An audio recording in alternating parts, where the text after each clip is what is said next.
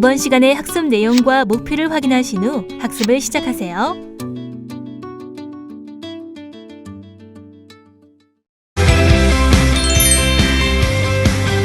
자, 저번 시간에는 다이오드가 생성되는 과정에 대해서 설명을 드렸고요.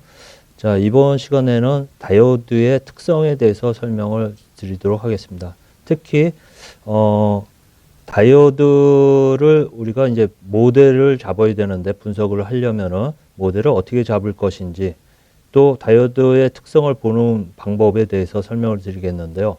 일반적으로 우리가 소자, 수동 소자도 마찬가지지만, 여기 대표적으로 우리가 반도체 소자의 특성을 보려면은 그게 전압 전류의 특성 곡선, 그리고 결국은 가로축으로 전압, 세로축으로 전류로 되어 있는 특성 곡선을 가지고 설명을 드려야 됩니다. 다이오드는 다이오드의 전압 전류, 그러니까 VI 특성 곡선을 보면은 그림과 같은 이런 형태가 되고요. 결국은 오른쪽에 보면은 이게 순방향 바이어스를 전압이 가해졌을 때 다이오드에 흐르는 순방향 전류의 곡선을 나타내며, 이때 외부에 구성된 회로에 의해서 얘가 어느 한 점에서 동작점이 이루어지겠는데, 이 점이 결국 다이오드가 현재 동작하고 있는 점으로 볼 수가 있겠습니다. 그래서 이 점에서의 전압과, 다이오드에 걸린 전압과 다이오드에 흐른 전류가, 요거를 표현할 수 있겠고요. 자, 그 다음에 다이오드의 역방향 바이어스를 걸렸을 때는 저번에 설명드린 것처럼 전류가 안 흐르는 형태인데, 실질적으로는 굉장히 미세한 전류가 흐릅니다. 근데 그건 무시할 수 있는 전류고요. 그래서 전류가 안 흐르는 형태로 가다가 역방향 전압을 얼마 이상 가해주면 순간적으로 역전류가 확 흐르게 됩니다. 역전류가 확 많이 흐르게 되는 그 점을 우리가 브레이크다운 볼티지라고 얘기를 하고, 이 브레이크다운 볼티지 이상의 역전압을, 역방향 바이어스 전압을 가하게 되면은 과도한 역전류가 흐르면서 다이오드가 소손되는 그런 상태가 발생합니다. 그래서 우리는 크게 보면은 순방향 바이어스를 해서 순방향 전류가 흐르는 이런 동적점과 브레이크다운 볼티지보다 작은 영역 내에서의 역방향 바이어스를 거는 이런 형태로 다이오드를 동작시킨다, 이해를 하시면 되겠습니다. 자, 일단 그러면 다이오드를 우리가 어떻게 이제 등가 모델로 잡을 것이냐, 크게 세 가지로 나눌 수 있는데요. 먼저 그에 앞서 실제 N형 반도체와 P형 반도체를 접합하면 다이오드가 된다고 얘기했는데, 우리가 회로상으로는 회로 기호를 써야 되는데, 회로 기호로 이런 형태로 얘기를 그릴 수가 있겠습니다. 그래서 여기에서 이쪽이, 결국 이쪽에 해당하는 부분이 우리가 에노드라고 얘기를 하고, 이쪽에 해당하는 부분을 캐소드라고 얘기를 합니다. 그래서 다이오드는 단자가 두 개인 형태로 소자들이 부품의 형태로 나올 수 있고요. 자, 그리고 회로에서 결국은 이런 식으로 외부에 전압을 가해주면은, 자, 다이오드에 이런 식으로 가해주면 요거를 순방향 바이어스를 걸었다, 이렇게 얘기하고, 그때는 다이오드의 순방향 전류가 흐르는 형태가 됩니다. 자, 이때 순방향 전류가 흐르지만은 순방향 전류가 흐르지만, 이 순방향 전류가 요 점일지 이 점일지 아니면 저 위에 1점일지 알 수가 없습니다. 그래서 실제 다이오드도 순방향 전류가 무한대로 흘릴 수는 없습니다. 그래서 무한대로 흘리면 다이오드 자체에서도 발열이 발생하고 전력 손실이 발생하면서 발열이 되기 때문에 흘릴 수 있는 순방향 전류의 최대값이 존재하게 됩니다. 그래서 그 최대 전류보다 낮은 방향의 순방향 전류, 결국 동작점이 여기가 아닌 그 아래점에서 동작되도록 하기 위해서는 결국은 저항을 통해서 전류를 제한을 주는 형태로, 그래서 순방향 전류가 최대값 이상으로 흐르지 않도록 제한될 수 있는 전류를 달아주는 형태로 구성하는 게 일반적입니다. 만약 다이오드의 전압을 이런 식으로 가해주면은, 요거는 결국은 이런 역전류가 역방향으로 바이어스가 된 상태고, 이때는 역방향으로 전류가 흐르지가 않는 그런 형태로 구성이 될 수 있습니다. 결국 회로상에서도 우리가 보면은 쉽게 이해할 수 있는 게 순방향이면은 전류가 이렇게 흐르고 역방향은 마치 여기에 블로킹이 되는 것처럼 해서 전류가 안 흐르는 것처럼 쉽게 회로에서도 우리가 구분을 할 수가 있습니다. 자, 우리가 다이오드를 모델을 세 가지로 구분을 할 수 있는데 첫 번째로 뭐 이상적인 다이오드 모델로 우리가 볼 수 있는데 이상적인 다이오드 모델은 실제는 우리가 다이오드의 전위 장벽이 0.7V라고 얘기를 했습니다. 0.7V의 전위 장벽이 있기 때문에 0.7V 이상의 바이어스, 순방향 바이어스 전압을 인가해 주어야지만 순방향 전류가 흐른다고 돼 있는데 이 0.7V를 고려하지 않고 그냥 0V라고 생각하고 한 모델이 이상적인 다이오드의 모델입니다. 결국은 순방향 전압이 0.7V가 아니라 그냥 0V 이상만 되면은 바로 순방향 전류가 흐르는 그런 형태로 우리가 모델링이 된 거고요. 그래서 자, 이런 형태이기 때문에 얘는 요 다이오드 사이에 다이오드 드롭이 0.7V가 아니라 0V가 되기 때문에 자, 순방향 전압이 가해지면은 얘는 그냥 쇼트 단락된 거로 보고 역방향 전압이 역방향 바이어스가 인가되면 전류가 안 흐르기 때문에 오픈 개방된 형태로 이렇게 모델링을 할 수가 있습니다. 그래서 VI 특성 곡선으로는 이런 형태로 우리가 표시할 수 있고요.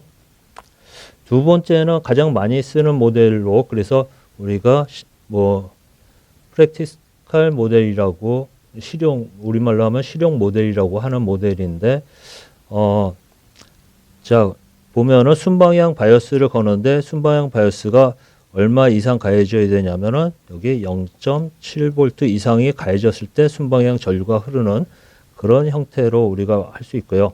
그래서 0.7V 이하에서는 순방향 바이어스가 아닌 형태로 돼서 전류가 안 흐르는 그런 형태가 되고 역방향 바이어스가 되면은 개방되는 그런 형태로 해서 전류가 안 흐르는 이런 모델로 우리가 모델로 해서 우리가 해석을 할 수가 있습니다. 그래서 이 모델 형태가 가장 일반적으로 우리가 다이오드를 모델로 하는 그런 모델로 볼 수가 있고요.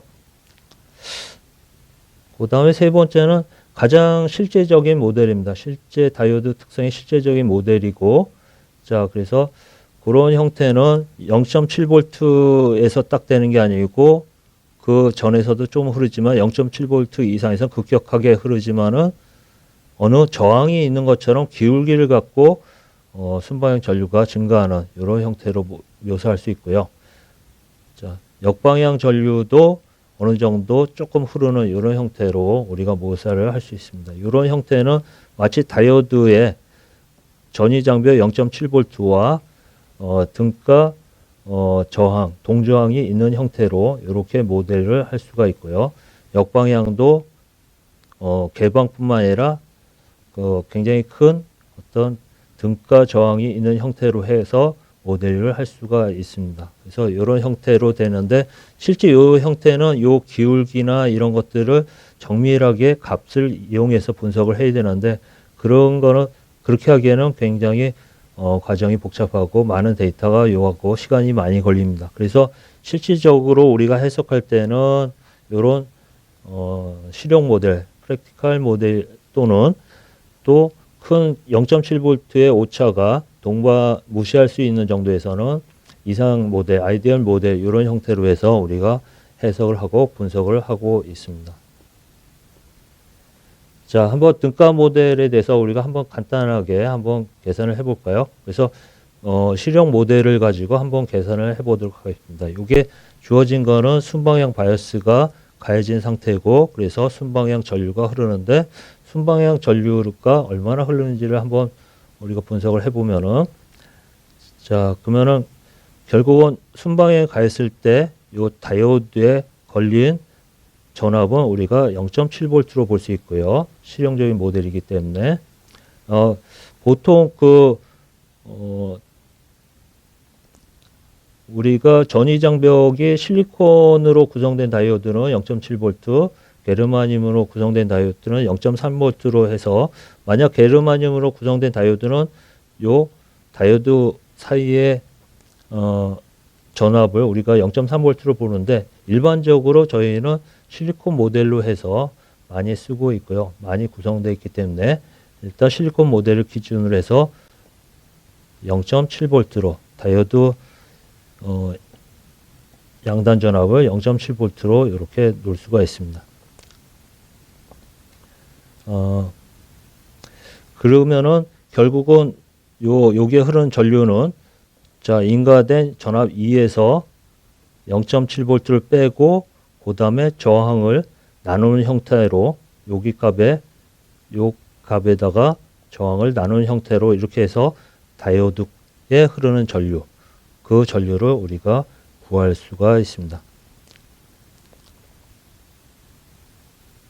자, 역방향으로 했을 때는 여기 저게 잘못됐네요. 이쪽 플러스 마이너스에서 역방향으로 될 때는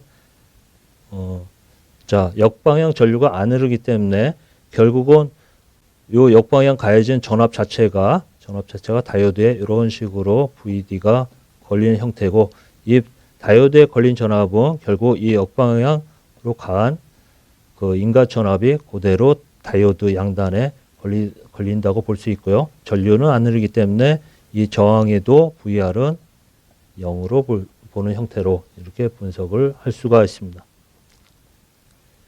자, 마지막으로 우리가 만약에 다이오드가 두 개가 이렇게 병렬로 되어 있다. 그러면 어떻게 해석을 할 것인가 한번 보도록 하겠습니다. 결국 요게 가해지는 외부에 가해지는 전압이 다이오드 입장에서 보면은 다 이렇게 전류가 흐르고 이렇게 전류가 흐르는 형태로 구성되기 때문에 순방향으로 지금 가해진 상태고, 그러면 여기에 10V의 인가 전압이 여기에 가해진 상태인데, 둘 다 순방향이라는 거는 여기에 단제 전압, 다이오드에 걸린 전압은 다이오드 1이나 다이오드 2나 둘 다 0.7V로 볼 수가 있죠. 그래서 순방향인 상태에서는 요 양단 전압은 다 0.7V로 보니까 V 아웃 자체는 결국 0.7V로 볼 수 있고요. 그러면은 결국은 여기 저항에 흐르는 전류는 10V에서 0.7V를 뺀 나머지 9.3V가 여기에 걸리고, 그 값에 저항 0.33kΩ을 나눠주면은 요게 저항에 흐르는 전류는 28mA가 될 수 있습니다. 그리고 28mA가 결국 다이오드에서 흐를 때는 이쪽과 이쪽과 두 개로 나눠서 흐르기 때문에 결국 두 개가 똑같은 특성을 갖는 다이오드다. 그러면 반반씩 나눠져서 흐르는 형태, 결국 그런 형태로 볼 수 있기 때문에 결국 각각 다이오드마다는 14mA 이렇게 흐른다, 이렇게 해석을 할 수가 있습니다. 자, 그 다음 실제 다이오드가 소자로서 요새 생산돼서 나오고 있는 형태를 보면은 굉장히 여러 가지 형태가 있습니다. 일반적으로 보드에다가 단내이고 조그만 형태도 있고, 조금 용량이 큰 형태도 있고, 또는 SMD 타입으로 이렇게 패키지된 타입도 있고, 굉장히 여러 가지 타입이 있고요.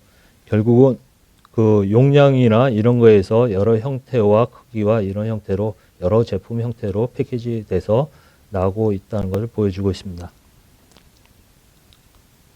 자, 한번 다이오드의 데이터 시트를 보고 우리가 특별히 봐야 될 어떤 항목들을 보면은, 일단 순방향 바이어스 전압이 갈 때 우리가 크게 봐야 되는 게 최대 순방향 전류가 얼마인지를 우리가 알아야 되고요.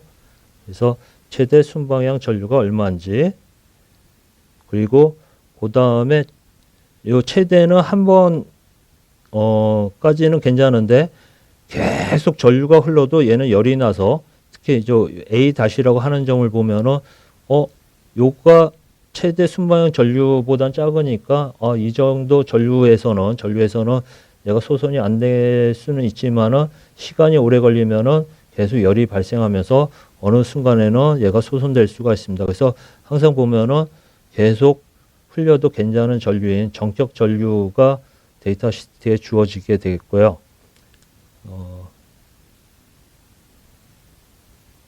그리고 그래서 우리는 동작점 A점에서 동작을 시키면은 뭐 소위 영구적으로도 사용할 수 있는, 계속 사용할 수 있는 그런 정격점이라고 볼 수 있고요. 그리고 그다음 또 중요시 여기는 값이 여기 브레이크다운 볼티지입니다. 그래서 역전압 바이어스를 가했을 때 브레이크다운 볼티지 이상으로 인가해 주면은 얘가 역전류가 과하게 흘러서 소선된다고 그랬죠. 그래서 브레이크다운 볼티지보다 작은 범위인 이 범위에서 역전압이 인가될 수 있도록 그렇게 해줘야 되고, 이런 값들은 우리가 데이터 시트를 보고서 거기에 제시가 돼 있기 때문에 그 값을 보고 올바른 다이오드를 선택하시면 되겠습니다. 지금까지 학습한 내용을 정리해 보겠습니다.